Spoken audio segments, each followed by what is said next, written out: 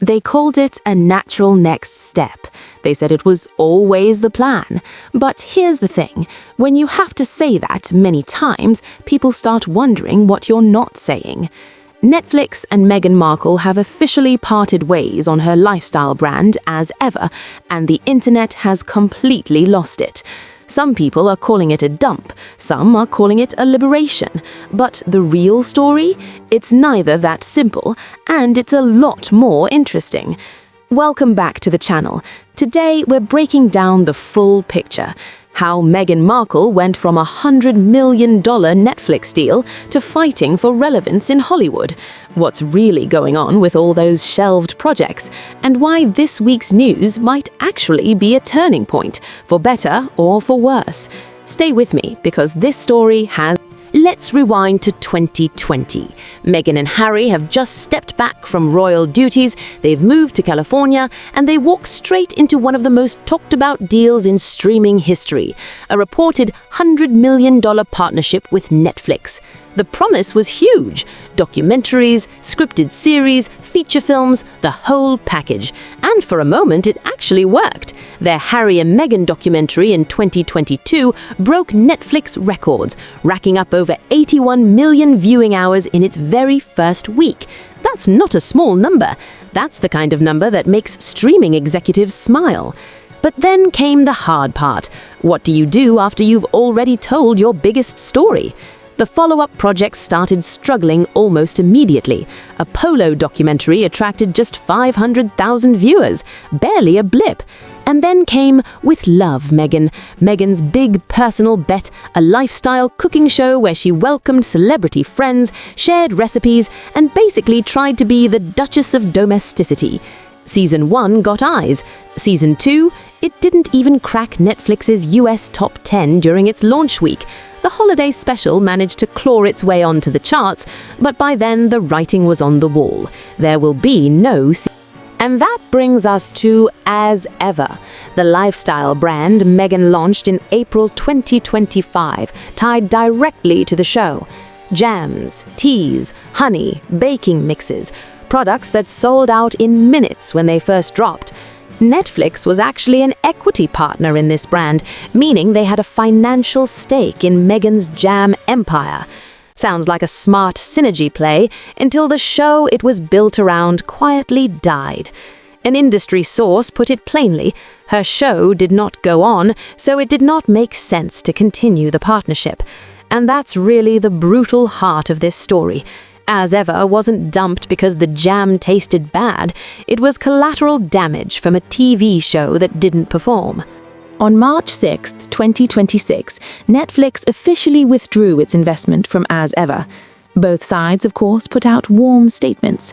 Netflix said they were glad to have played a role in bringing the vision to life.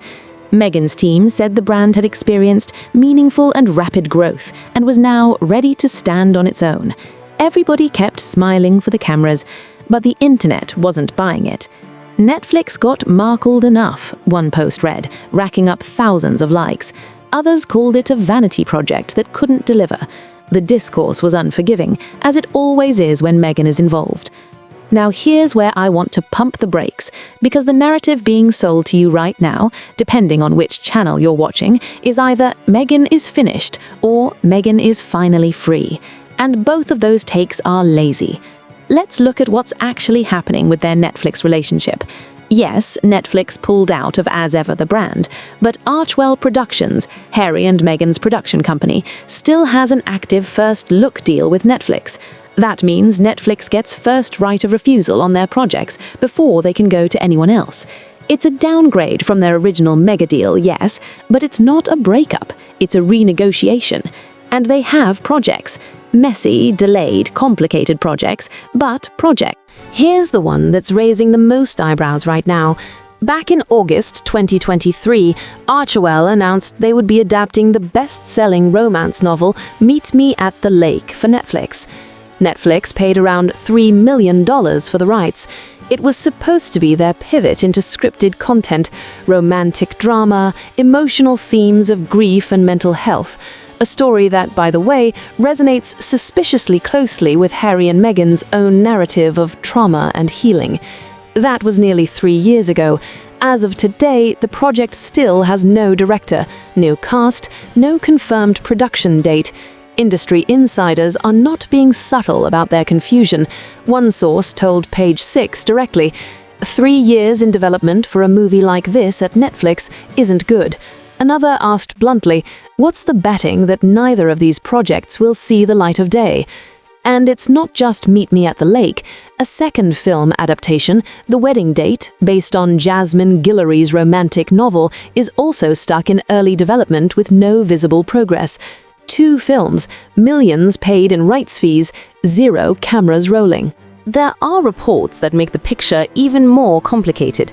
Some sources suggest that Netflix executives were frustrated, not just with the numbers, but with priorities. Specifically, that Meghan was putting more energy into building As Ever than into delivering content for the streaming deal. If true, that's a business relationship with a fundamental misalignment of interests. And then there's the Diana project. Yes, you heard that right. Reports surfaced late last year that Harry and Meghan have been quietly developing a film about Princess Diana. Meetings with writers, agents, producers, even talks about casting. Meghan has reportedly positioned herself as intensely hands-on, wanting control from start to finish. One source described her as wanting to direct the narrative from beginning to end. Whether that film ever gets made is another question, but it tells you something about where their ambitions are and why some people in Hollywood are watching with both fascination and skepticism. Let me be honest with you for a second, because I think this story deserves more than hot. Meghan Markle is a polarizing figure, and that polarization makes it very easy to interpret every piece of news about her through a predetermined lens. If you like her, Netflix letting go of As Ever is a boss move. She's taking back control of her brand. If you don't like her, it's karma and collapse.